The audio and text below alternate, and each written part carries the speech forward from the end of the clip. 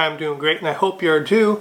I thought I'd do a little video for you guys inside today, which normally I do anyway, but it's like 19-20 degrees outside, so I thought I'd revisit an item that I reviewed a little while back, and a few guys have been asking if I can look at that again once a certain software comes out for the iPad, and that was released. So here we are to review the HyperDrive USB C Hub and iPadOS on my iPad.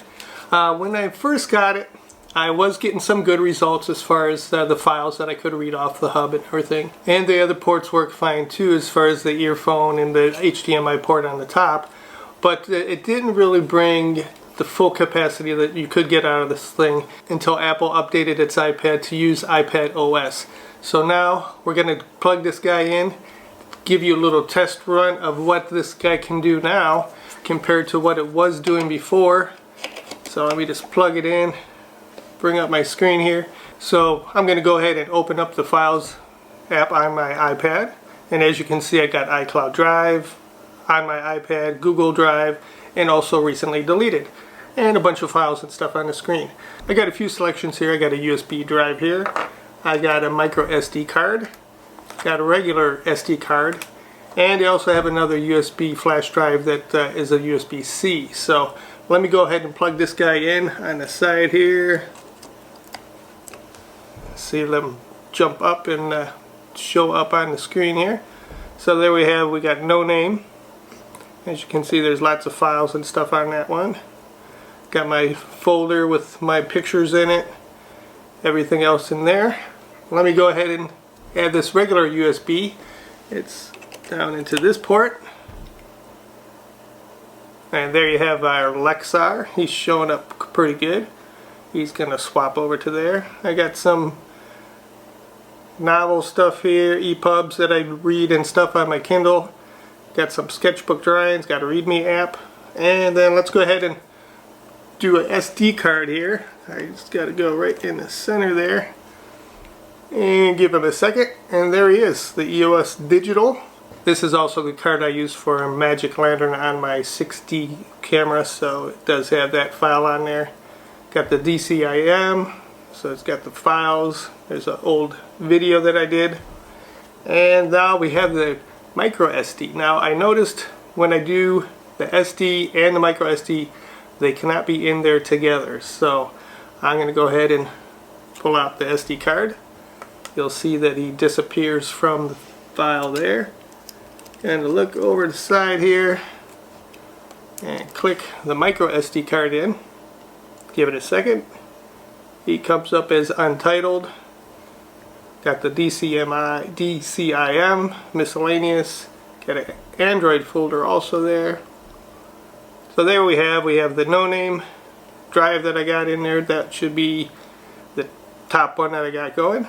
I got a Lexar drive, which is the lower USB flash drive, and then I have an untitled, which is the micro SD card. So I can go ahead and hold on these and move them around to any position I want. So if I wanted to put them in a certain order, I can do that. But as you will see, as I eject the micro SD card, he'll disappear from the list, and then once I reinsert him, he'll just reappear at the bottom of the list like he was previously. I can also go into, say, the DCIM. Let me find a file, fairly small. Got a read one, so I do a copy on that. I'll go over to my other folder and do a copy and paste, and there you have copy and paste. So as you can see, this hub is quite useful when you have several types of media that you want to plug into your iPad at once. Like I said, I got a couple USB flash drives, a USB-C and a regular USB. I also got the micro SD card in there. They cannot do both the SD card and micro, probably because it's using the same port for data transmission at the same time. So, because they are stacked on top of each other in the little hub. So let's go ahead and pop all these guys out. And be careful as you pull some of these USB drives out, flash drives out of your hub, because they may be sticking in there a lot tighter than the hub itself is sticking into your iPad. So you may have to wiggle it out. like this Lexar one, he was really tight in there. Or you can just pull the whole hub out, take out the drives that you don't want in there any longer, and stick it back in. The iPad doesn't care if you just pull things out. It did give me an error as far as the hub being taken out at the top there, and now it sees it again. So for the use of the iPadOS system that's on the iPad now, the hub does bring in a lot more value to itself than it previously did when you were able just to read certain files or certain types of files. Now you can go into your files, you can switch them around, you can copy and paste, you can delete, you can duplicate, you can do all sorts of things with the drop down that you can get on the files there. And there's probably one other thing you might have noticed on the thumbnail in the YouTube video there, that I was showing a picture of my Android OnePlus 7 Pro right here on there in the photo. That's because this guy, although they don't advertise it as for iPad use only, you can use this on the Android phone. So the one thing you do have to do is to take off this little bracket. So I'm going to go ahead and just pop that baby off, take the screws out. They give you that little kit. They do give you the adapter too. You could put this adapter on there and use it, but I found if I just take this one piece of plastic off, it's got two little screws, doesn't take long to take it off. Be careful not to lose the screws. So I guess take that guy out.